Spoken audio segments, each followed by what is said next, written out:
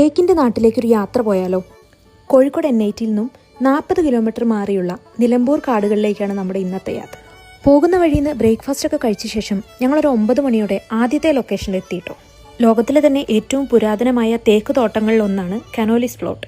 ഏതാണ്ട് 5.5 ഏക്കർ നിറഞ്ഞു നിൽക്കുന്ന ഈ പ്ലോട്ടിൽ നല്ലൊരു ജൈവ വൈവിധ്യമാണ് നമുക്ക് കാണാൻ പറ്റുന്നത്. ചാലിയാറും കുറിഞ്ഞിപ്പുഴയും തമ്മിലുള്ള സംഗമസ്ഥാനവും നമുക്ക് ഇതിൻ്റെ ഉള്ളിൽ നിന്ന് കാണാം. അപ്പോൾ അതിൻ്റെ ഉള്ളിലുള്ള ഒരു പഴയ കെട്ടിടം ഞങ്ങൾ സ്കെച്ച് ചെയ്യാൻ തീരുമാനിച്ചു. ഈ കെട്ടിടങ്ങളെയൊക്കെ കാട് വിഴുങ്ങുന്ന പോലെ ഇവയുടെയൊക്കെ മേലെ ചെടികളിങ്ങനെ വളർന്നു നിൽപ്പുണ്ട്.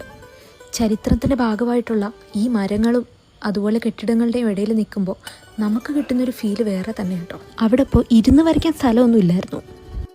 എന്തായാലും ഉള്ള സൗകര്യം വെച്ച് ഞങ്ങൾ ആ സ്ഥലത്തിൻ്റെ ഭംഗി ക്യാപ്ചർ ചെയ്യാൻ ശ്രമിച്ചിട്ടുണ്ട്. അങ്ങനെ ഞങ്ങൾ വാട്ടർ കളറിലും കളർ പെൻസിലുമായിട്ട് ചെയ്ത സ്കെച്ചുകൾ ഓൾമോസ്റ്റ് പൂർത്തിയാക്കി. പുറത്ത് തന്നെയുള്ളൊരു കടയിൽ നിന്ന് 2 സർബത്തൊക്കെ കുടിച്ച ശേഷം ഞങ്ങൾ അടുത്ത സ്ഥലത്തേക്കുള്ള യാത്ര തുടങ്ങി. അടുത്തത് നമ്മുടെ നിലമ്പൂരിലെ പ്രശസ്തമായിട്ടുള്ള തേക്ക് മ്യൂസിയമാണ്. തേക്കുമായി ബന്ധപ്പെട്ടുള്ള ഒരുപാട് കാര്യങ്ങൾ അവിടുന്ന് പരിചയപ്പെട്ടു. തേക്ക് കൊണ്ടുണ്ടാക്കിയ പലതരം സാധനങ്ങൾ അവിടെ കണ്ടു. അതിൻ്റെ ഒപ്പം ചരിത്രം ഒരുപാട് കണ്ട ഒരു തേക്ക് മുത്തശ്ശിയും ഞങ്ങൾ അവിടെ കണ്ടു. അങ്ങനെ കാഴ്ചകളൊക്കെ കണ്ട് ഒരു ഐസ്ക്രീമൊക്കെ കഴിച്ച ശേഷം ഞങ്ങൾ അവിടെ അടുത്ത് തന്നെയുള്ള ഗാർഡനിലേക്ക് ഇറങ്ങി. ഈ പൂന്തോട്ടം ശരിക്കും ഒരു സർപ്രൈസ് ആയിരുന്നു കേട്ടോ. മഴക്കാലമായതുകൊണ്ട് അധികം പൂക്കളെയൊന്നും കാണാൻ പറ്റിയില്ല. പക്ഷേ അവിടെ ഉള്ള കാഴ്ചകൾ ശരിക്കും രസമായിരുന്നു.